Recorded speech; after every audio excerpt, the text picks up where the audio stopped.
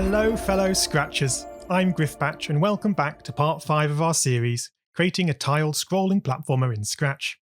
We've been working really hard building up our game engine, and now I'm dead excited to have reached a point with you where we can finally begin to build up an in-game level editor.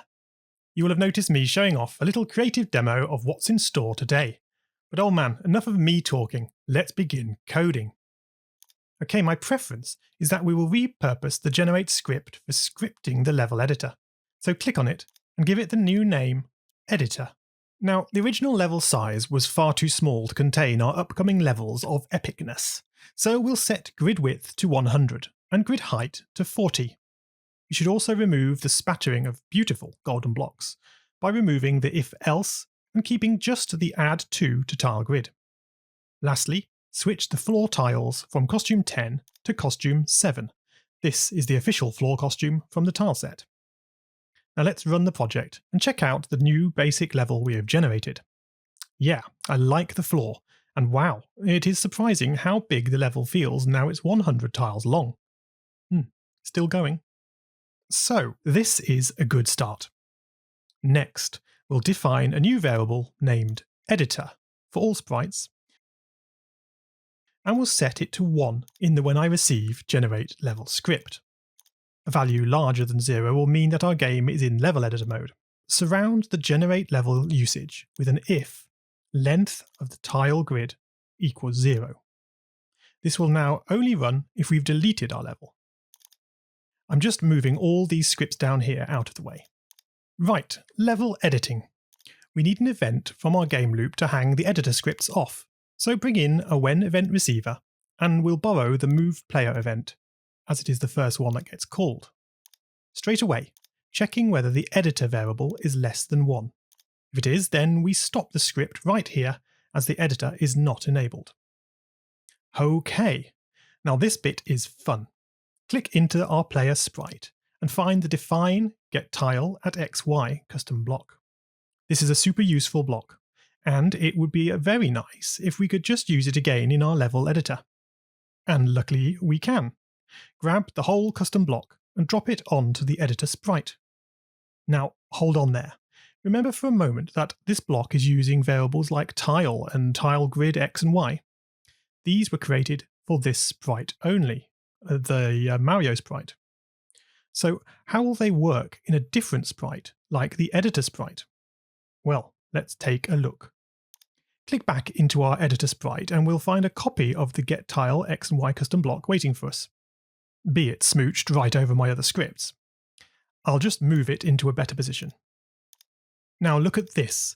All the variables that were used by this custom block have been magically recreated for us in this sprite. If we make the tile variable visible, we can also confirm that it has been recreated for this sprite only, now for the editor sprite, not Mario. That's nice. Thank you, Scratch. We'll quickly make use of this block, getting the tile at mouse x plus camera x by mouse y plus camera y. We must remember to add the camera position to our mouse's position so that it caters for the scrolling screen. OK, and test. What we should see is that the tile variable is now updating to show the tile costume under the mouse cursor. A value of 7 for the bottom tiles, 2 for the background, and 10 for the wooden tiles. Awesome! So we want to allow the player to click the mouse and to set a tile to the new costume. We'll start by adding an if not mouse down, then stop this script. OK, so the next scripts will only run if the mouse is pressed down. This next bit is so easy you won't believe it.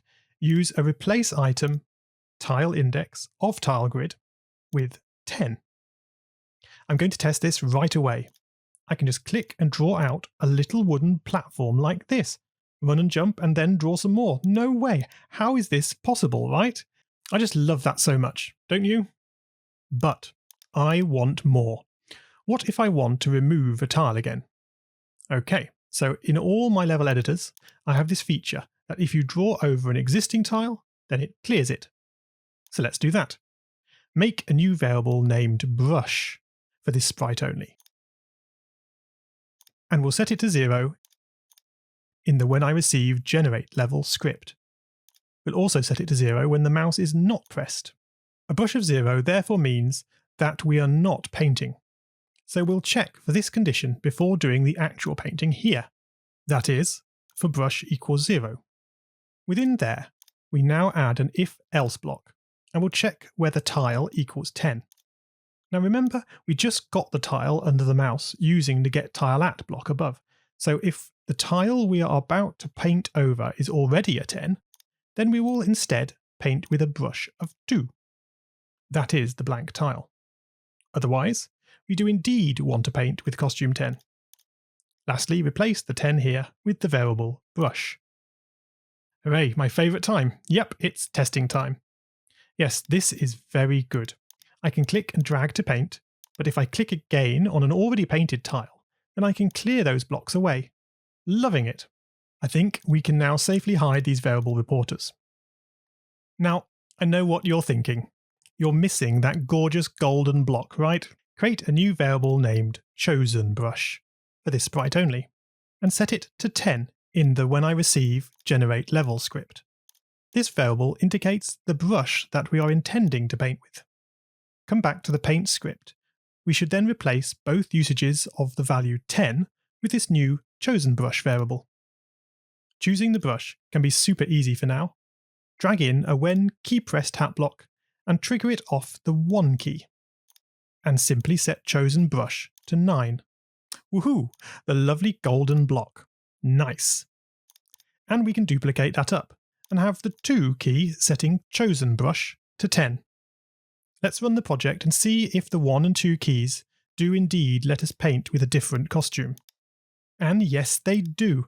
The 1 key has me fashioning handsome golden platforms all over, and the 2 key lets me go back to using wooden blocks. Also, the delete feature is working just the same. Very, very good. So, how could we make this even better? Well, at present, we can't see what the brush is that we're about to paint with. So how about we add that? Click into the tile sprite and look at the define setup script. Now, can you remember way back in episode 1 why we added this hide block at the bottom of the setup script? Well, it was because we always had 1 tile left over after creating all the clones, so we simply hid it. Okay, well then, how about we actually make use of it now to show the current editor brush? Well, that would be efficient, wouldn't it? First, we need to have a way of identifying this sprite from all the others.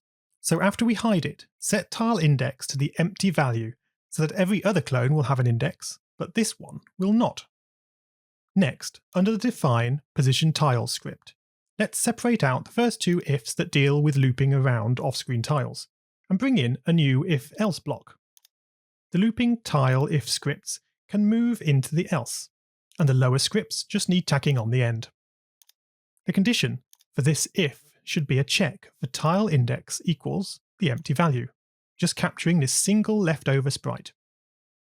Let's define a new custom block for the editor brush scripts, naming it editor brush. Run without screen refresh. And we'll make use of it right here, specifically for that one hidden tile with a blank tile index. Okay, so if editor is less than 1, or if the mouse is pressed and we don't want to show the brush, and we stop this script. Now we want to position this little tile on the screen at the position referred to by the editor sprite. So set tile x to, are you ready for this? 32 multiplied by, and now we'll use the of block from the sensing category, setting it to the editor sprite, and now we can choose the tile grid x variable that will have been set by the last call to the getTileAt in the editor. Now all we need to do is add 16 pixels to this to account for the centering of the costume. We'll do the same for the Y position with the set tile Y and the tile grid Y. And the tile costume itself, well, that's set on the editor sprite too, so set tile to chosen brush of editor. To make it beautiful, we can set ghost effect to 50, so we can see through it.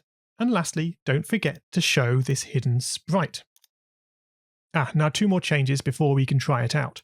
We need to remember to hide the tile when the editor is disabled, and also scroll over to WhenIReceive position tile script And we also need to move the set tile block into the if else block above so that our brush tile doesn't get messed up. Oh yay. As promised, it's testing time. Run your projects and confirm we can now see a ghosted brush at our mouse cursor. Pressing the 1 and 2 keys also switches the brush visually now, which is really nice. So I've talked about us hiding the brush when the editor is turned off. Well, how do we turn it off? Click into the editor sprite and we'll add a when 0 key pressed to toggle the level editor for now. Bring in an if else and check for editor being greater than 0.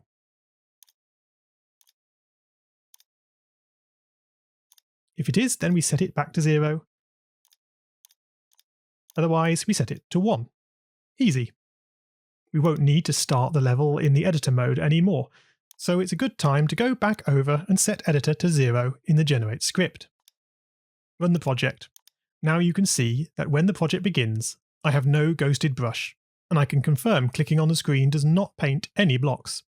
So I press the 0 key, and woo, yeah, I can lay down some sweet tiles. Pressing 0 again, and I'm back into play mode. I love it when things all come together so nicely. Now, have you guys heard of God mode? Not only does it give us the ability to edit the level, but also lets us quickly fly around and clip through solid walls. It would be really useful to add this to our editor. However, before we can add more keyboard-controlled scripts, it would be wise to first revisit our primary control scheme.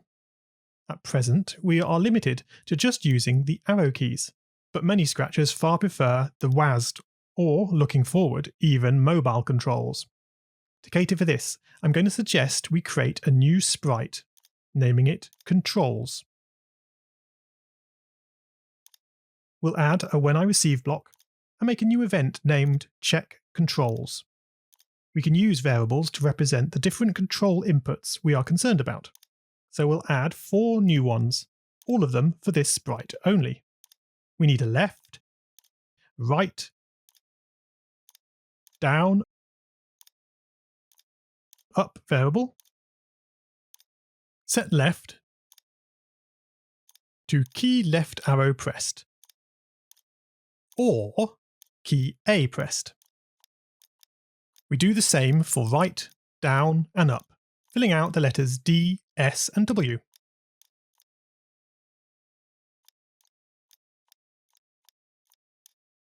Next, we'll create 2 new variables named X-axis and Y-axis, again for this sprite only, and use that cool trick of setting X-axis to right, subtract, left, and the Y-axis to up, subtract, down.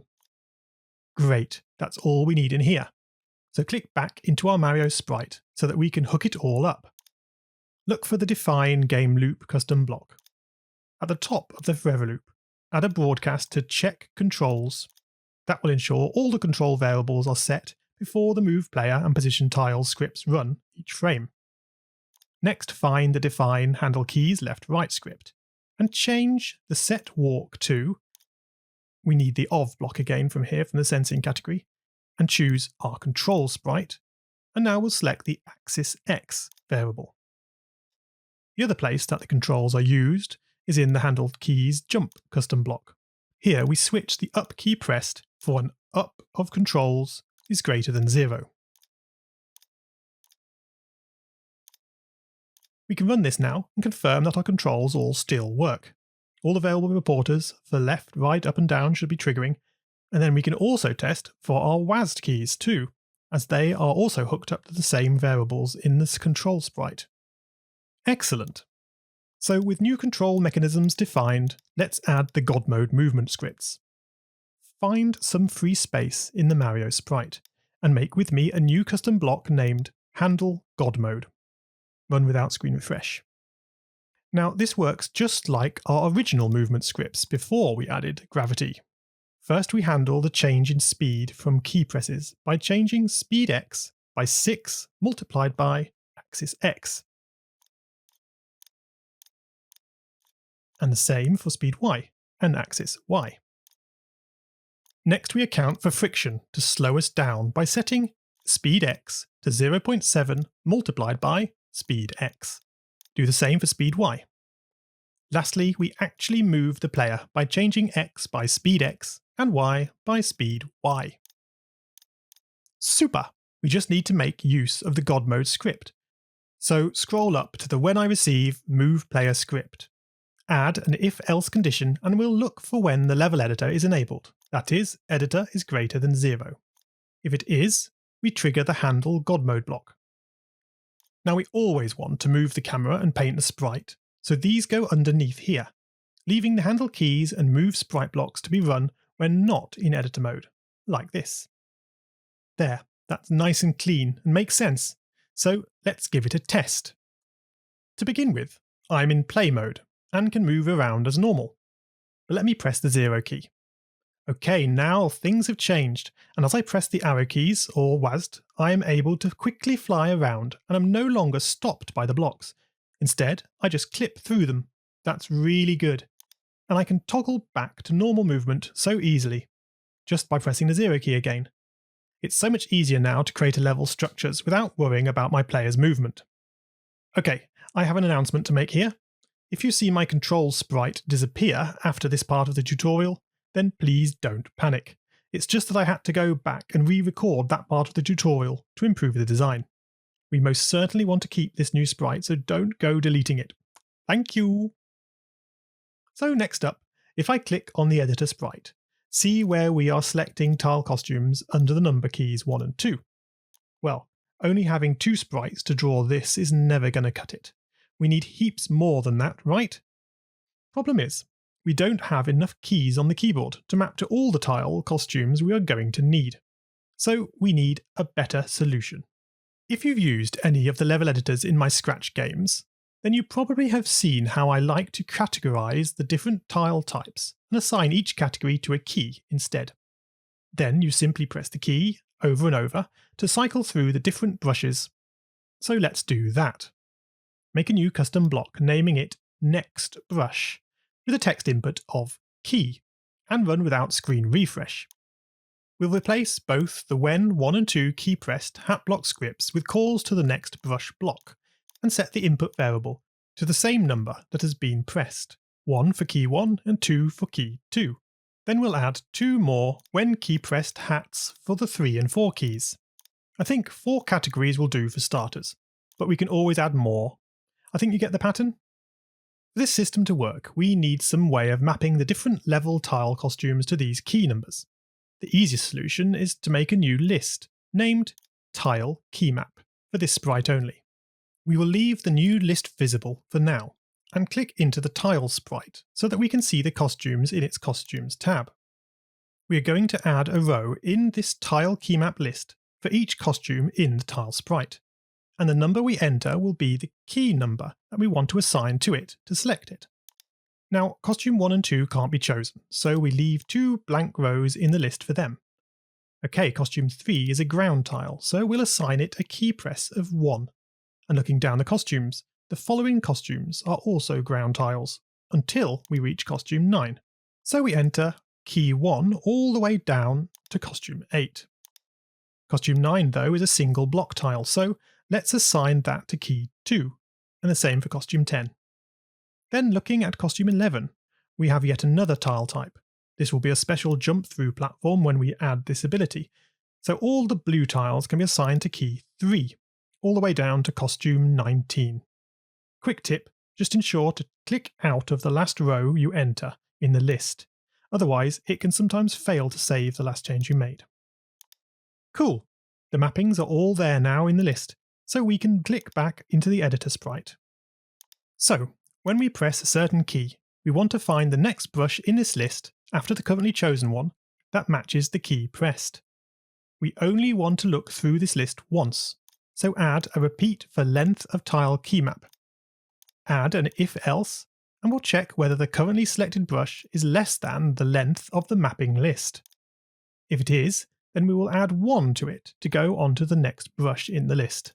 Otherwise, we set it back to the first costume to cycle round again. Now, with an if, we check the number entered in the key map list for the current brush and compare it to the number of the key being pressed. If it matches, then we've found our next brush. So simply stop the scripts here. Otherwise, the repeat loop continues around again and the next costume is checked for a match. That's it. Let's test it. I click 0 to enter the level editor, and now I'm tapping the 1 key over and over. This is cycling happily through the floor tiles just as hoped. If I tap the 2 key, then we should see those 2 single block tiles, and then the 3 key cycles through the blue platform tiles. This is awesome! Loving how it works, and so now I can actually begin to choose and create far more interesting levels using the other available blocks. You know, one more useful editor feature we should add is the eyedropper tool. That is where pressing E for eyedropper lets us use the tile under the cursor as the current brush. So, when E key pressed, simply set the chosen brush to tile.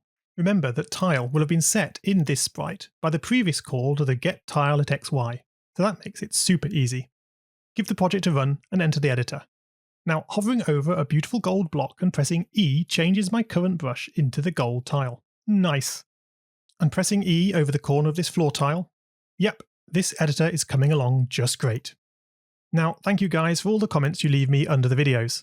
They are super helpful for directing where this tutorial goes. I've been asked a number of times how we can have holes in the floor that the player can actually fall down. As you can see, that doesn't happen right now. And a comment from Zukana asked whether we could remove the walls and ceiling too. So let's try and address all that now. So why don't we fall off the bottom of the level? Keeping the game running, click on the Mario sprite and find the Define Move Camera script. Watch what happens when we temporarily take out the Set Camera Y to 180 block. Do you remember how our level is actually wrapping around from bottom to top and top to bottom? So since the level has a roof, we are actually standing on that. So I'll put back the block and move to the Define getTile at XY script. We can wrap the set tile in an if-else block, checking for a grid Y of less than 0. Then, if the tile is below the bottom of the level, simply set tile to the empty value. Otherwise, we set it as normal. Running the project now lets us actually fall into the hole. Well, almost. We just need to script what should happen next to Mario. Move into some space and make a new custom block named CheckAroundPlayer. Run without screen refresh. And check if Y is less than 0. If it is, then we have fallen off the level, and let's just call the reset player script for the time being. Now we'll use this block in the when I receive move player script, dropping in the CheckAroundPlayer block just after the move sprite Y. We can test this quickly. Yay, that's a little better. Now Mario rushes back to his spawn point when he dies. That will do just fine for the time being. So how do we handle these walls that surround us? The truth is, we don't actually want the player to be able to walk off the side of the level at all. So keeping a wall here to block him is quite useful. So how about we do a little trick and just stop the camera from scrolling that far so that the wall is not shown on screen. Locate the Define Move Camera script. Create with me a new custom block named Limit Camera Edge X:, adding an input named Edge X, then a label of Edge Y:, and another input named Edge Y. Run without screen refresh. We can move the entirety of the camera fencing scripts, that is, all 4 if conditions, into the new define block. And then we'll call it from where we took them, with the values 240 and 180. This lets us replace all the 240 and 180 values from the limit camera edge script below with the edge X and edge Y input variables, like so. It's probably a good idea to just test that the camera fencing is still working as before. I'll whiz around the entire level and check that it's nicely fenced in on all sides. Yep, still beautiful. So this is cool, because now we can tweak the fencing based on whether we are editing the level or not. Use an if-else and we'll check for editor being greater than 0. Duplicate the limit camera edge block into both sides. The top one stays the same for when we are editing the level, but the bottom one will change the edge X to be 272. That's one block of 32 more than before. Run the project and right away we'll see that we are missing the left edge of tiles. But try walking or jumping that way and we're still prevented from walking off screen. That's good. Now click the 0 key to enter the level editor, and bing! We could see the wall as before. Now we are in a pretty good place to start playing with designing some levels. Woohoo! I really am this fast at laying down a level. But you know what? Before we bring this episode to a close, I'd really like just a few more tile types to decorate our level. If you began this tutorial more recently, then you probably already have lots more tiles in your tile sprite than you've been seeing in this video. If so, then just bear with me as I show all these amazing scratches at the cutting edge of production how to get the new tiles too. So if you only have the 19 tile costumes, look under my video again for the link to the resource project, or find it on my Griffpatch tutor account and look inside. Click on the tile sprite and check out all these new costumes. We must have these. Open up your backpack by clicking on the backpack bar and drag the entire tile sprite in there. It'll be faster than dragging the costumes one at a time. Now go back to your work in progress tile scrolling project and open the backpack. The tile sprite should be there, so drag it out and drop it into the sprites panel. Now in the costumes tab, scroll down until you can see costume 20. We will now drag each new costume one at a time down into the tile sprite. You may find counting them off as you go helpful, 20, 21, 22, to help you keep track of where you're up to. And then feel free to delete this Tiles 2 sprite, as we're done with it. Click back into the Tile sprite, and we can see costumes 20 to 27 are all accounted for. Before we can use these costumes, we need to map them to an editor key. So click into the editor sprite and make the tiles key map list visible. Then we can revisit the tile sprite costumes for reference. Now costume 20 is a single tile block, so we'll assign it to key 2. But the following 3 costumes are actually just animation frames of the previous tile, so let's not have those selectable. Add blank rows for these in the key map. The coin at costume 24 is the next interesting tile. We'll give that a key binding of 4 as it's something new, a collectible. And once more, enter blank values for the following 3 costumes. So I'll just nip into the editor sprite to hide the tile key map list so we can give this a test. I enter the level editor and press the 2 key. Oh yeah, that's nice. A new block always looks fresh when you've been seeing the same thing for a while. Now, how about pressing 4? Yeah, cool. A nice coin. I'll press 0 to test the level. You know what? That's some clever balancing act. Sorry to say we are not going to cover collecting coins in this episode. However, to wrap things up, let's at least make these animating tiles animate, right? Click back into the tile sprite and scroll to the bottom of the When I Receive Position Tile script. We'll change the if tile is less than 2 to an if-else condition. And then in the else check for a tile of 20 or 24. These are the 2 animating tiles. To make them cycle around their 4 costumes, we change tile using the mod 4 operator, and in the left we use timer multiplied by 8, which sets the speed of the animation, and wrap that in a floor operator to avoid any rounding issues. And here comes our final test for this episode.